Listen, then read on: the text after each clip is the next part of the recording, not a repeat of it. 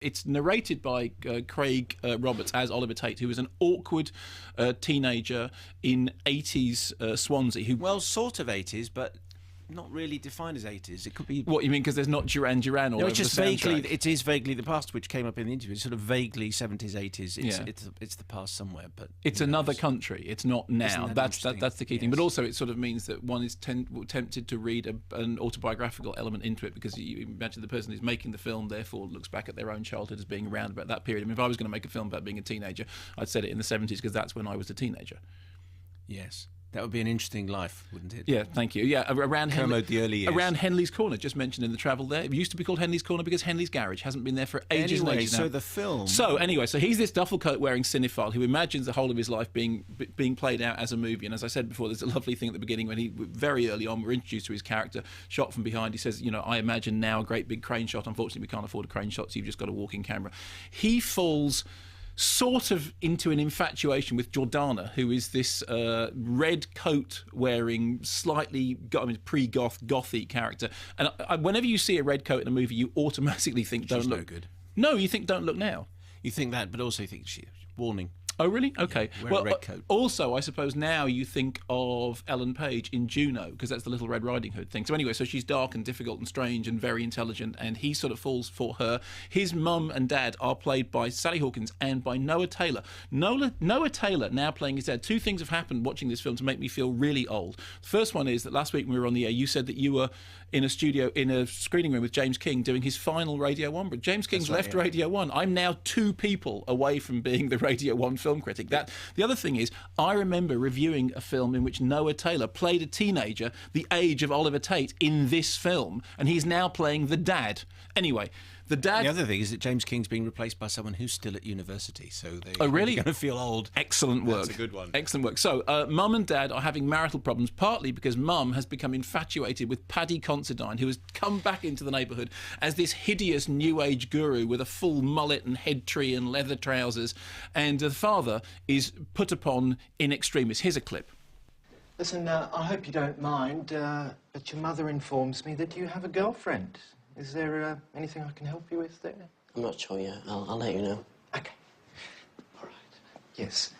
Listen, look, I know you think I'm very boring, but once I ripped my vest off in front of a woman, and it was very effective, actually. I know. Yeah.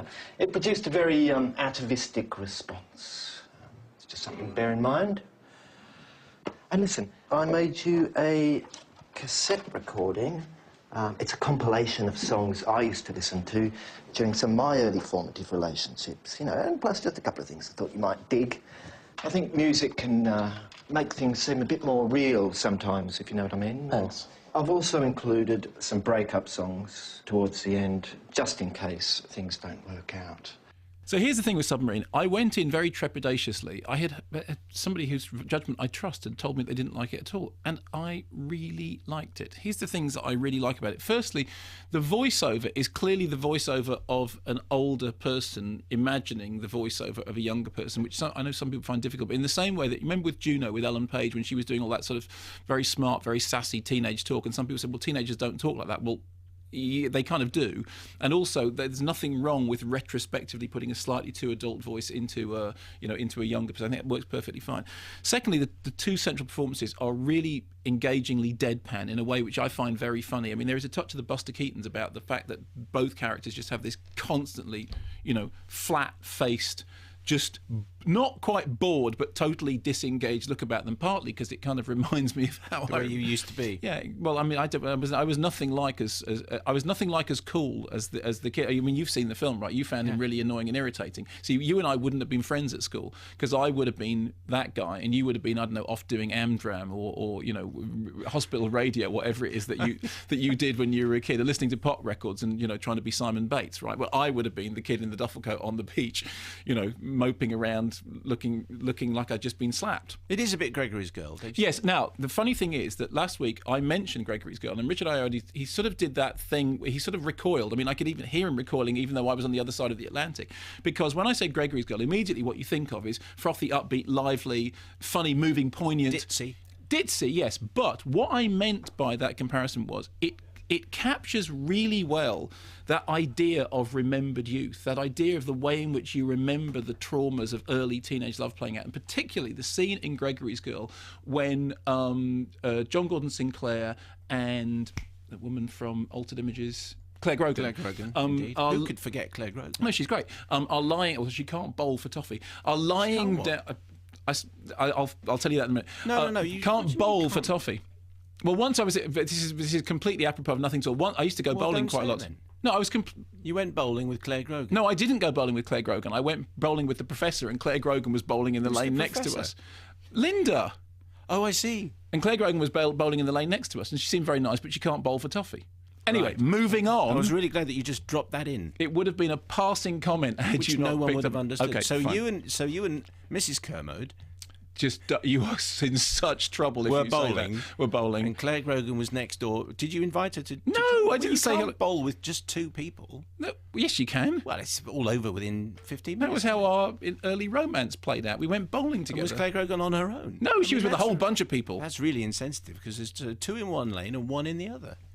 She was with a whole load of people and we were together. This is not getting the baby washed. Can I move on with the Submarine review? Oh, go on. Okay, so I remember teenage years as being like that, although I would love to have been as witty and acerbic and as difficult and as awkward as these central characters are. The other thing is, you have Noah Taylor and Sally Hawkins who are really, really great as the mum and dad breaking up, or maybe not breaking up. And what you get in their relationship is something which approaches broad comedy. Certainly the Paddy Considine character is broadly comic. I mean, he's larger than life. His hair is completely, huge hair. And yet, even in the broadest moments, and bearing in mind with the Richard Ayoade stamp, it's very dry, it's very crisp, it's very brittle, it's very cold to some extent. Even within that broad comedy, there is something which approaches real pathos. You do get, as the movie moves on, this real sense of genuine heartbreak amidst all of it. And what I was saying in relation to that scene with Claire Grogan was there's a scene in Gregory's Girl when Claire Grogan and John Gordon Sinclair are lying down on the ground in a football pitch, and she says, let's dance. They start dancing lying down, and the camera turns sideways, and it's just a surreal moment, and they imagine that the whole world is tipped over and they're dancing standing up. And it's lovely because it actually does capture that strange cinematic sense of being a teenager. And I thought when I said that about Submarine, I meant the same thing. Not that it has the same frothiness, because it doesn't. Not that it has the same goofiness, because it doesn't. Not because it has the same lovely charm, because it doesn't. But what it does have is a proper sense of a well-remembered teenage environment with genuinely struggling with things like your parents are breaking up, you're in love with somebody but maybe you're not, and maybe the whole world is a film anyway, and maybe none of these things matter. Also, the other thing about it is the film looks like a film. I mean, despite Richard Ayoade's history in television, it looks like a film. It's really well shot. It's very cinematic. And by the end of it, I was genuinely moved and won over, and no one was more surprised than me, because I didn't go in expecting a whole bunch, and I came out thinking that's a really good, dark, brittle, edgy, but truthful comedy about being a teenager in Swansea.